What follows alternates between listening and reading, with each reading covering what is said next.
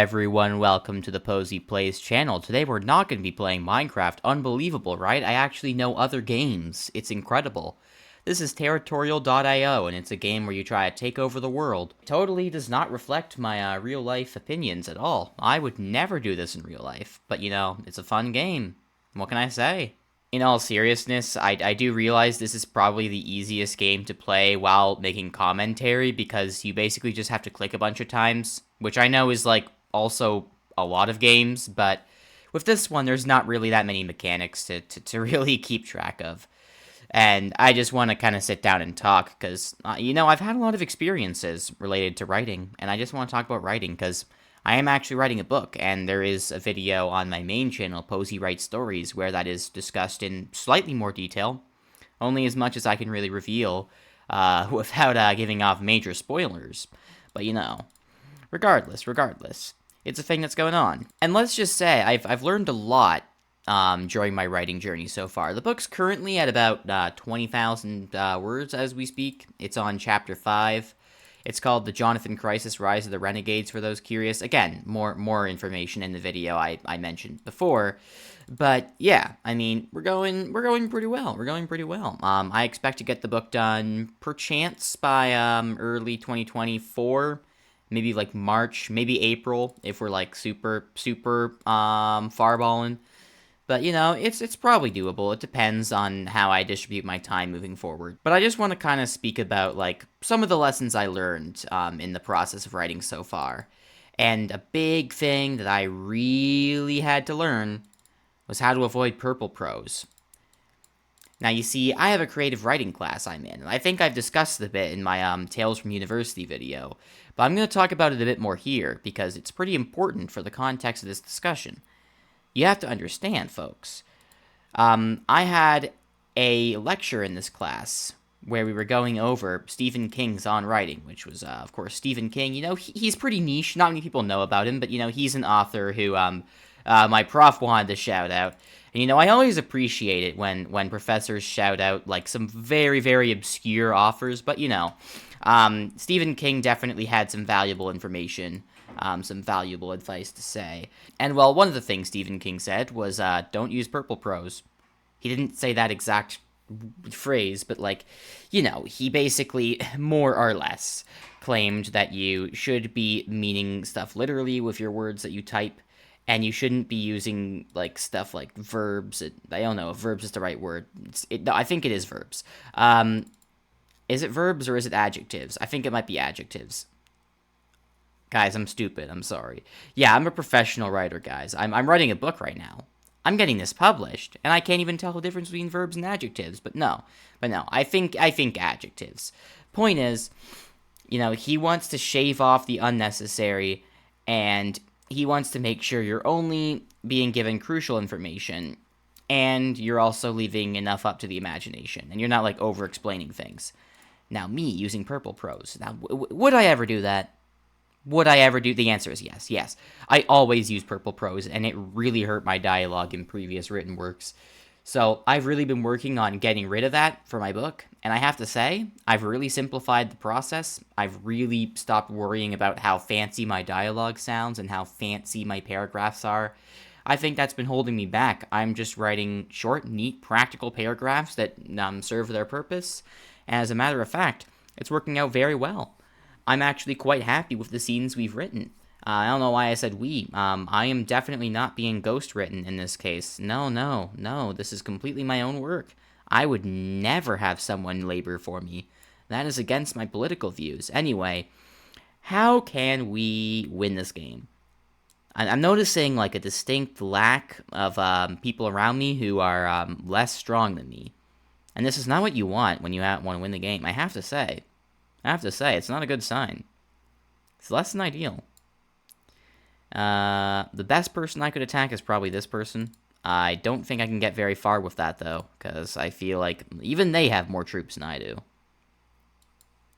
Okay, I feel like I'm really getting ganged up on here. This is just sad. There was just no way out of that situation. Let's be honest with ourselves. That was forgone a long time ago. That was just like punching down with a toddler, really. Alright, nice map. We're going to select a new map, and we're hopefully going to do a bit better. This is a team game, so I'm hoping for a team carry. Now, team games on territorial.io are very, very divided, because on the one hand, they can be really, really good, but on the other hand, your team might just suck, and you might be doomed. Another thing to talk about when it comes to writing is motivation, and motivation's a tricky one. Motivation's a really tricky one because it tends to come and go. But another thing that Stephen King said was that, screw your motivation. Screw it. Just forget about it. Forget about it. You need to set up a routine. You need to write periodically, incrementally. And it doesn't matter how you feel about it. Writing has to be a laboring task. You have to be able to put yourself through the stress. I don't know if stress is necessarily it, but, like, you know, if you're not feeling up to write, like, specifically, if you're feeling kind of exhausted, you still gotta do it. You still gotta do your daily amount of words. I personally do 1,000 words a day. I've taken some breaks for, like, assignments and stuff, like, for, like, schoolwork, which I think is reasonable, but other than that, I've been pretty consistent with the 1,000 words a day thing. It's gotten me to 20,000 so far, and I'm quite a big fan of the system we got going. Because, let's be honest, if I didn't have, like, a system where I actively forced myself to write 1,000 words a day, I probably wouldn't really be getting that much progress done. Because the thing about me is that I have really, really intense motivation boosts, and then I have long periods of time where I do absolutely nothing. And I just don't see this as productive anymore. I just can't foresee that as, like, a valuable system to be engaging in.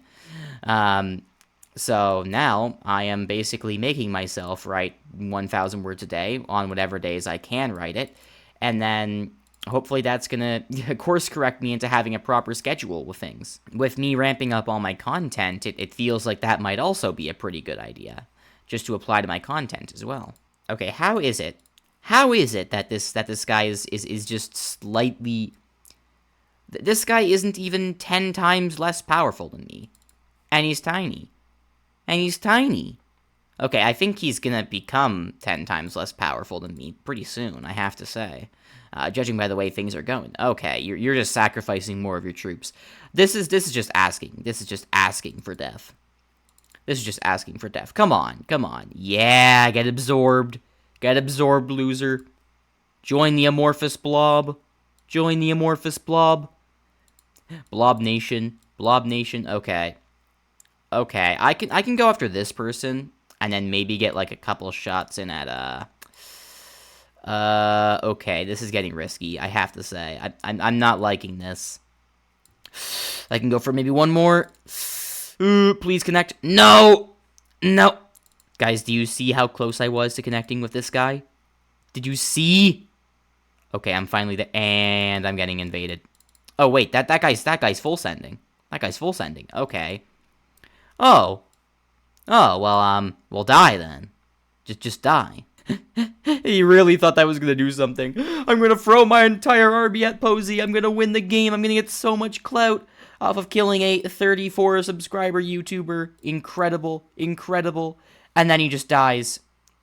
But now everyone else is ganging up on me. Okay, I might have joked a bit too fast. I'm down to 500k. Oh, it's so bad.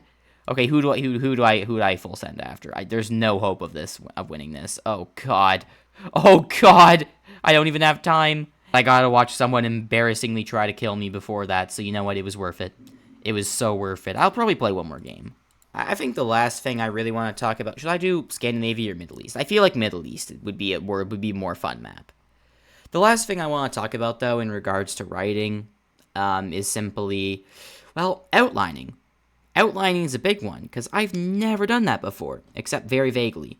But I had, like, a whole 30-something page outline for this story that I'm writing.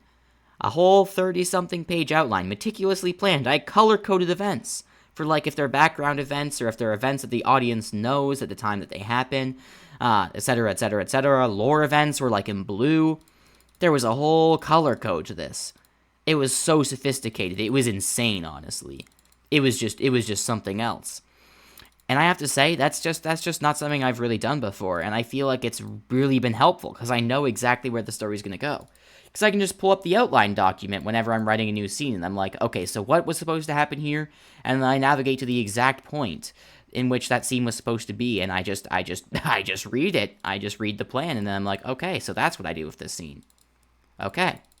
I don't have to think of something on the spot. Meanwhile, a lot of the older stuff I did, like fanfics or like some other like original works I did with some of my old friends, I just randomly threw shit at the wall, just constantly. And sometimes it turned out to be really funny, sometimes really entertaining, but it was still throwing shit at the wall, and that wasn't very smart. It wasn't a very good strategy, and I'm glad that I'm not doing it anymore. I'm a big fan of this whole planning thing. I have to say, it's really shaping up to be something really cool. Speaking of planning, I gotta figure out how to go and get some more land. I'm gonna need to invade Turkey over here. We're gonna do a pseudo-Byzantium here. Okay, I have more than enough troops to do that. Let's see. Do not steal my thunder there, please. No, thank you. Okay, this is German. I have to say, I don't think this is where Germany is located geographically. I do not think it is. I simply do not believe this is Germany. But anyway. Here we go. Okay. Okay. So that person's getting obliterated over there. I have more than enough troops to finish this person off. Okay. Alright, take Anatolia. Take Anatolia. There's just a guy with like a sub 1,000 troops just chilling here. That's amazing. I'm losing out on free land because that guy is still alive. See, the moral of the story is just kill people who are in your land. Or your potential land. It's a very good strategy. It's definitely not outlawed by international law or anything. If you own a country, try this at home, okay? It's super advisable. Oh god, my team might lose. Wait, no, my team's actually doing very well. My team's actually doing very well. I don't think that this person getting owned is going to change that in the grand scheme. Oh, wait, no, maybe it will. There's like a whole... That's like a buffer state, and then there's like a bunch of very weak countries over here. That is not a good sign. That's actually very bad. Okay. Well, let's advance forward. We have to do our part. Oh, no, I'm getting super outnumbered. I did not see this coming. Oh, that's not good. Oh, that's not good, but my team is still winning. Zero chance we lose. Zero chance we lose. It's just not happening. It's just not happening, frankly. Frankly. Please, someone go after... Wait, that person's got 3 million... 4 million troops! Wait, I can orchestrate. I can orchestrate. Go after the clans person. Please. Please. Keep depleting their troops. I can make a comeback. I can make a comeback. Please. Yes. Yes. Yes. You fool! We win. We're making a comeback. It's incredible. That you have no troops left. Don't even try that. You saw them. They were like on 100 troops and I had like 100,000. Why would you even bother? Okay. We should keep this person as a buffer state. Well, actually, they're instantly going to get invaded, so maybe that's kind of pointless. Let's invade. Let's invade. You can deal with Abbasid Caliphate up here. Okay, now invade them. Invade them right now. Just do it immediately. No. I'm losing land out of this. Okay. That was embarrassing, but whatever. We got a decent amount of land, and oh no, my team is not winning. Distinctly not. Okay, so I think we could go after this person and maybe have a chance. There's a possibility. If, like, red also goes after this person at the same time, then I think we could have a chance. I think this person's the huge threat down here. Lovely, with the whole 22 million troops. That is a lot, I have to admit. I feel like the only thing I can really do left is continue pressuring Indonesia into going after the third. No, why would you throw? Why would you do that? Okay. Never mind, they're good. I thought they were sacrificing all their troops trying to take down the Third Reich. I mean, like, brave. I know they are the Nazis. We don't like them, but, like, there's some strategy you have to consider here. Okay. Guys, I think we're actually gonna win. I think we're okay. Wait, no, they're snagging land. Lovely is snagging land. We might be screwed. I have to say, okay, I'm gonna just donate all of my troops to Indonesia. This is the only way we can actually win. There is just no other possibility. Would it actually be beneficial if I just left the game and gave Indonesia free land to generate troops from? I feel like that's the only way I can guarantee a team win at this point. That would be really funny, but I want to stick around to the end. You think I'm going to abandon the game? No. I would never do that. Do I seem like a dishonorable person to you? No, never, never, never. This is a reference to how I'm not giving up on the craft of writing. It's actually a subtle metaphor. How do I... What do you mean defeat? What do you mean defeat? That didn't happen. What? The game didn't even end. Okay. I guess we lost. I guess we lost. It was pretty easy to foresee. Anyway, that's going to be all for today, folks. Thanks for watching, and goodbye.